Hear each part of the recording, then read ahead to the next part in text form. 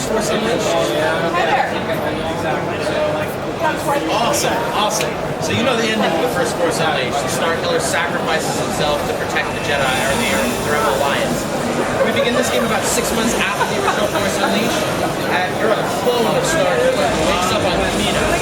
Darth Vader tells you you're a clone, he tells you you're a failed clone, who's bound to go crazy.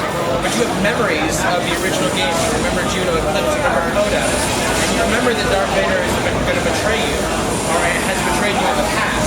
So you begin the game by literally leaping out of your cell on Kamino for freedom.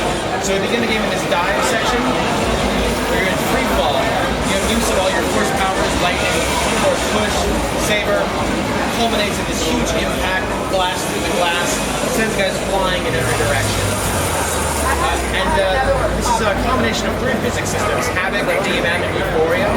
Together they simulate these incredibly believable environments that break, bend, and explode in very realistic manners. We get very unique interactions every time. So one of the major differences here, obviously, is Starkiller has two lightsabers. That really changes its combat style, as well as all the combos that combine with that. What we wanted to do here is teach the players how to use Force Grip and how to throw objects with a high degree of accuracy. So what you can do here is move that crate. There you go, you got it. Move in that direction, give it a little bit of a push, and then let go of grip, throw it. So you're trying to destroy these terminals and disengage the force fields. Now that you know how to do that, you can throw crates and stuff.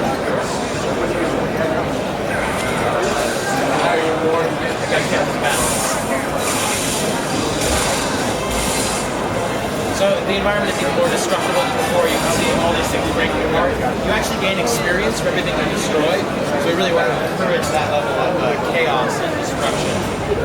So while the old powers have all returned, we have a couple of brand new powers. The power here that you're going to see as soon as you go through this door is Jedi Mind Trick. So, here's another small power.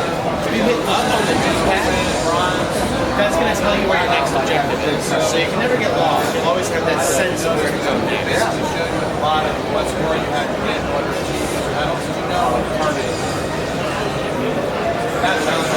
So this is Jedi Mind Trick. Now, you've seen this in the films before, but of course, just like we reimagine all the Force powers to be truly unleashed, this is the unleashed version of the Mind Trick. Just the simplest suggestion from you is going to send this stormtrooper diving through a slate glass window down to his doom. And large groups of enemies will actually attack each other, they'll turn on each other, and eventually become so charged up with energy they explode. You want to hop right down here, right there, down into the drill ground. It's an area where they train the troops on Kamino.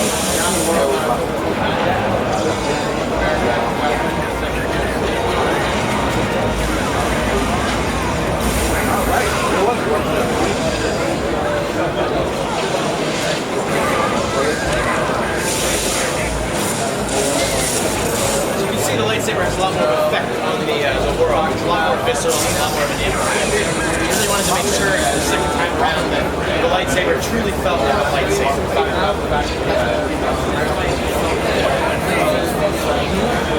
Oh, the controls are, yeah. I have the same thing. I generally have the 360 controls in my head.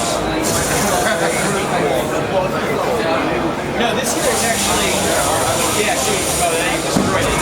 What it is a big capacitor. If you get a force push or you throw an enemy into it, it creates a big wave of energy in every direction. It's part of the idea that we have these very interactive environments. They're not just things that destroy, but things that you can actually use in fairly creative ways. Force repulse, of course, power. So,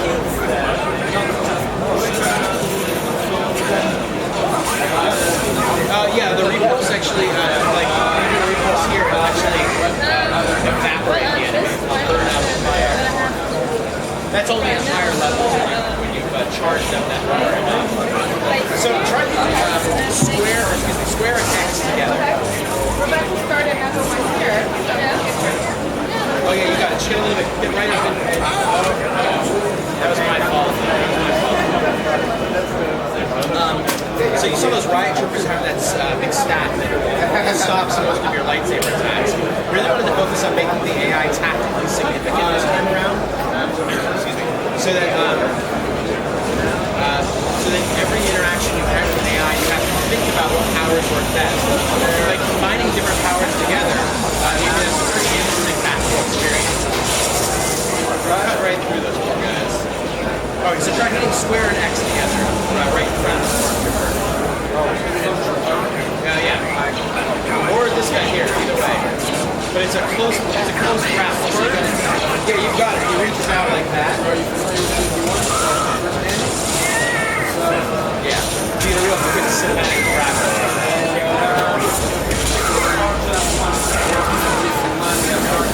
There's one for different types of enemies. So do it to one of these guys here.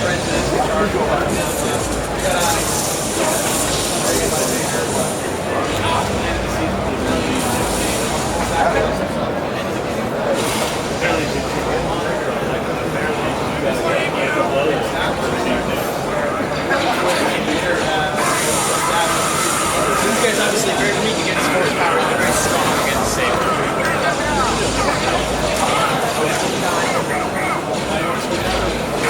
Good, yeah, we're good. Remember our rules. That's not good. Very nice. Can't play heavy for that.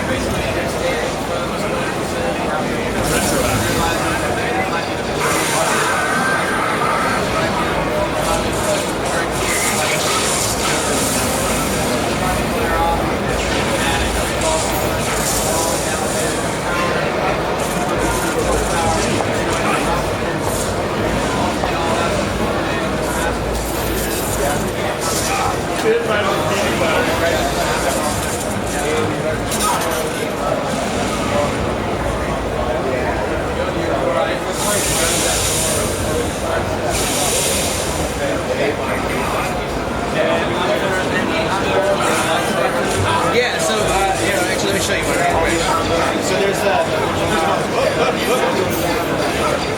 was completely my fault. Alright, hang on. Let me show you some of the other graphics, because there's actually a whole bunch. There's this one for the stormtroopers and their smaller enemies. It's completely different with the guys with the staff, so I'll show you that one real quick. And then there's a whole series of aerial grapples. And then later on there's another that one. That's a square X against these guys. I like that one a lot. So there's also the aerial grapples, which takes an enemy, puts them up in the air, and then up here I've got a variety of other things I can do. I can do that. That one. Or I can just,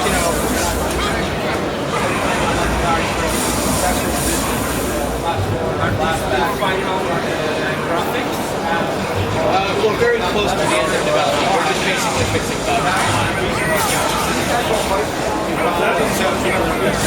Yeah, well, the really great thing is, the really great thing is that it's almost entirely of the original Force Unleashed team. So instead of having to sort of reinvent the wheel, you got to take the engine we built for the last one and really successfully iterate on it, increasing the graphics, making these really great water shaders, these cruisers, and there's some really impressive visual effects.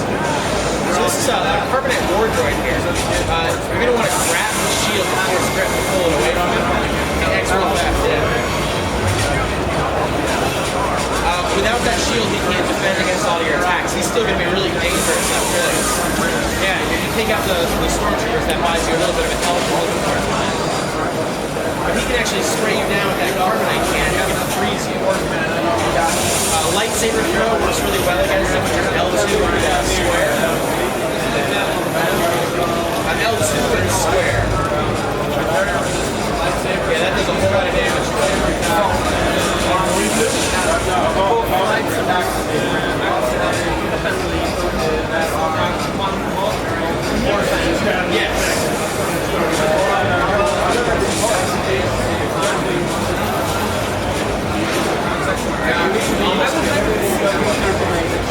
Go for it. Oh, yeah. Watch. Okay, see him get sprayed down. He slowly turns the carbonite, and then you have to press that to get out of there really fast. Otherwise, he comes up and actually smacks you and you break apart.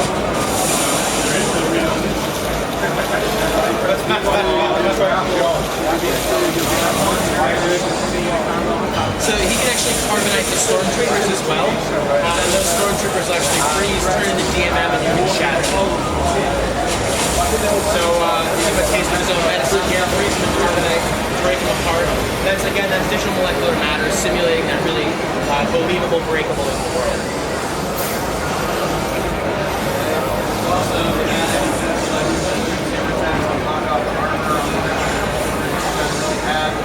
So once you learn how to pick stuff up and throw it, that becomes a really powerful weapon in the game.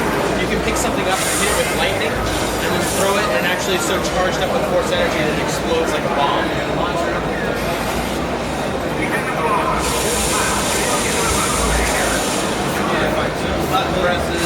can actually grab those, throw them out of the sky, and you'll get to do that later as well. Oh, over the edge.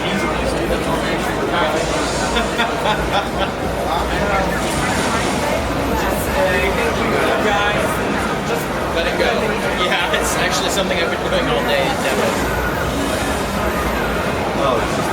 They're still trying to grab some object. Yeah, that's part of the Euphoria physics system that simulates physical human or non-human in some cases bodies in the world.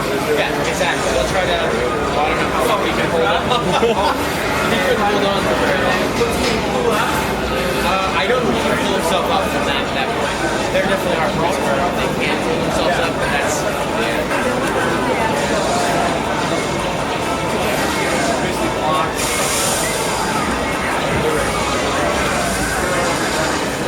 You can see a fully charged repulse actually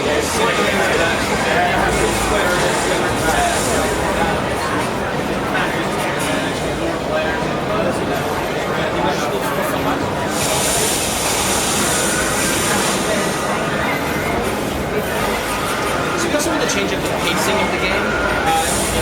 The first Force Unleashed was very much all about combat. We wanted to give some short respite in here where you could use the Force to solve puzzles. Like here, we have a platform. You actually hop back off it and use Force grip. You can lift it up into place, which will help you get up a little bit higher. So very, very simple navigational puzzles, but one that gets you to use your Force powers in non-combat ways and figure out the best path to the next area. This is a great place to use Mind Trick up on this bridge because there's lots of areas where they'll leap off or they'll fight each other. It's L2 and triangle.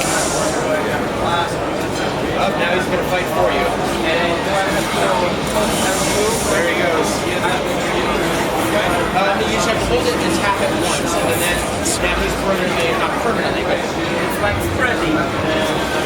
As you rank it up, you can actually do multiple enemies at once. Right now, it's just one enemy that you're targeting.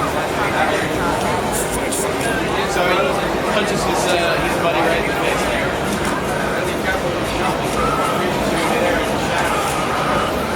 Oh, and he killed him.